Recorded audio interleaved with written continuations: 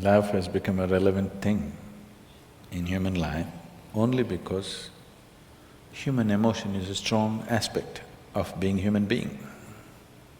In human life, emotion is a very powerful thing. Even in this day and age, though people think they're very intellectual, even today, their emotions are the strongest aspect.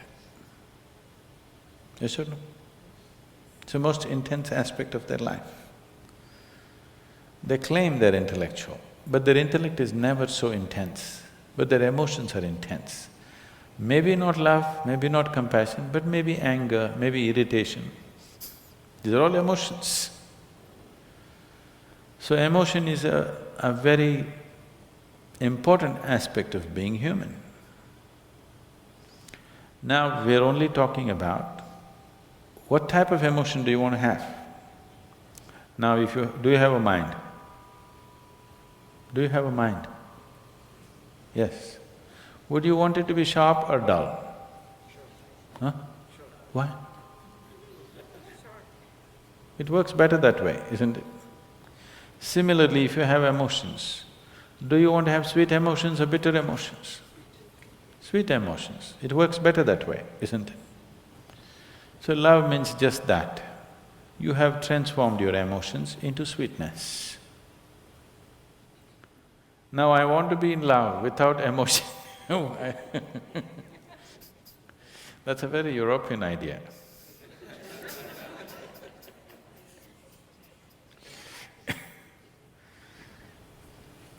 Love is an emotion. It is the sweetness of your emotion which we are referring to as love. If the same emotion becomes bitter, we call it hate. Usually it is the people whom you love that you hate, isn't it? Some time ago you loved them, now you hate them. You don't hate that man who's just walking on the street, isn't it? Some love should have happened and now the coin fell another way and now it's become hate. Yes? So it's just the same coin. If it falls this way, it becomes love, if it falls that way, it becomes hatred. Don't think they're too far away. They're pretty close. One little thing goes wrong, love becomes hate, isn't it?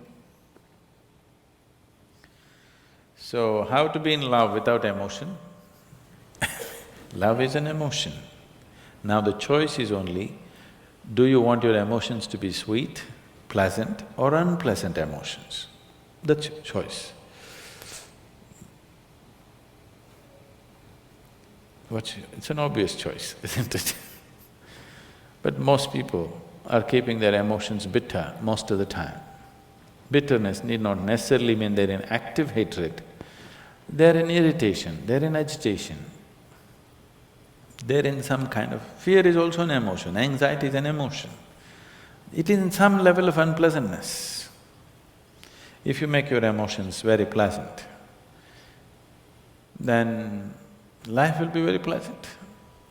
Even today, most people experience as a moment of love as the most profound experience of their life. It is not. But they experience it that way because that is the most intense thing they have touched. That is the deepest dimension of life they have touched is a moment of love. So they raise it to heaven. People are transporting it to heaven. People are talking about divine love. You do not know whether God loves or not. Human beings are capable of love if they're willing. Dog is capable of love. When human beings fail you, you get yourself a dog. If you get a dog, 12-year guaranteed love affair. Yes? Do not underestimate this. You get yourself a dog, every day you come home, what a welcome you get, huh? Your wife, she's no good. One day she's one way, your children, they're not interested whether you come home or go. But your dog, every day, what an excited welcome he gives you. Nobody's capable of this, isn't it? Every day, without fail, he'll never show disinterest in you. is such a boost for you, you know. Dog is love for sure. Maybe it's just a spelling mistake. You know, typos can happen.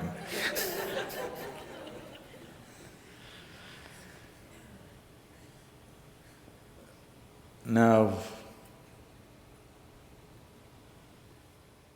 if you made yourself in such a way, nobody around you can love you, then the only succor you have is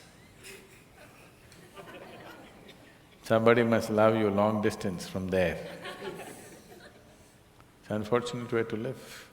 God loves you, it's the most unfortunate way to live. That means you made yourself in such a way nobody can even look at you. If people around you cannot help loving you, that's a nice way to be, isn't it? You may not be great, maybe at least you're cute. Yes? So,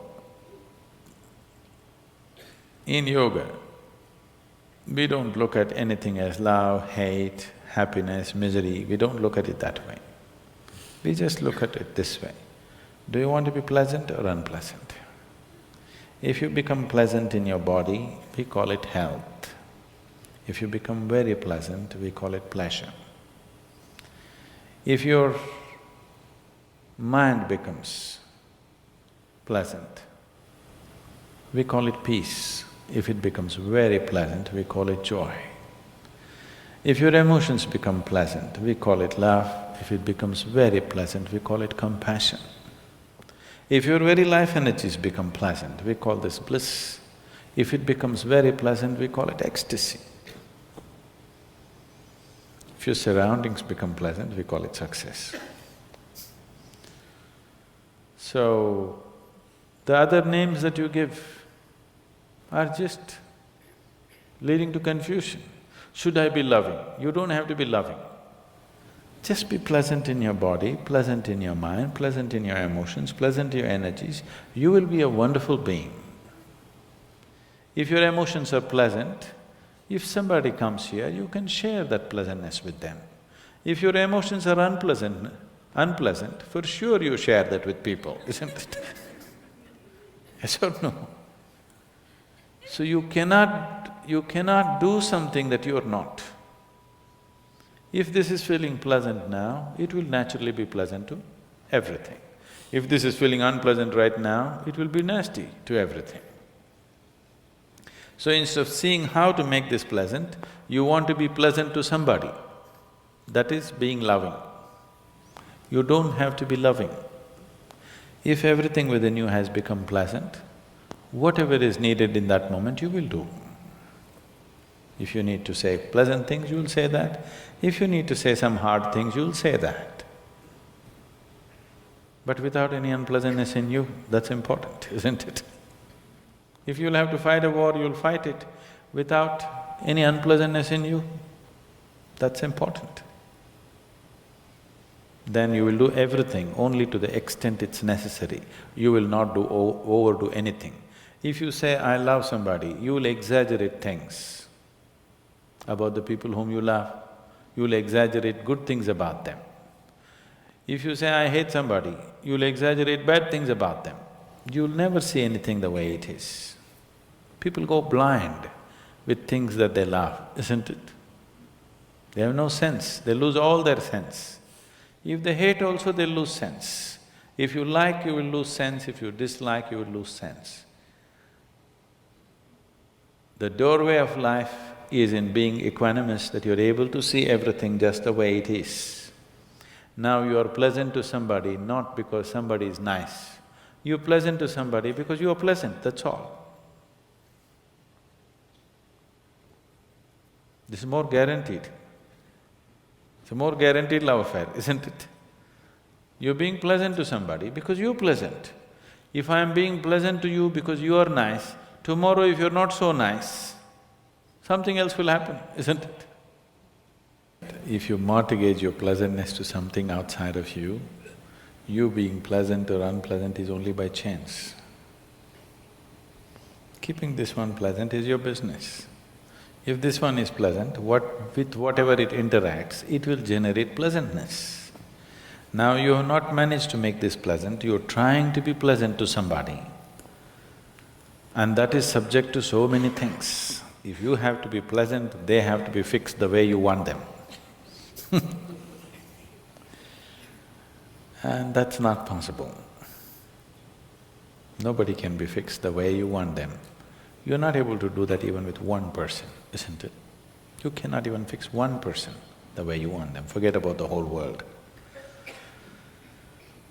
The more you try this, the more bitterness and unpleasantness will happen. That is why in the so-called most intimate relationships, maximum amount of unpleasantness happens. So this is because you're trying to do something that you're not. You're trying to be loving when you're not pleasant. When you're feeling bitter, you try to be loving and see it'll destroy you, isn't it? Yes or no? You tried all these things, isn't it? It's destructive. When you're feeling pleasant, it is effortless. So, you just have to look at why is it you being pleasant or unpleasant is mortgaged to external situations. If everybody around me is unpleasant, how can I be pleasant? Especially if everybody around you is unpleasant, it's all the more important that you're pleasant, isn't it? Yes or no? If everybody around you is in a mess, is it not all the more important that you're pleasant? If everybody around you is unhealthy, is it not very important that at least you're healthy, even if you want to take care of them? Is there any logic to everybody is unhealthy, so let me also get sick? What is the logic behind this? So if people around you are unpleasant, it becomes even more important that you're pleasant.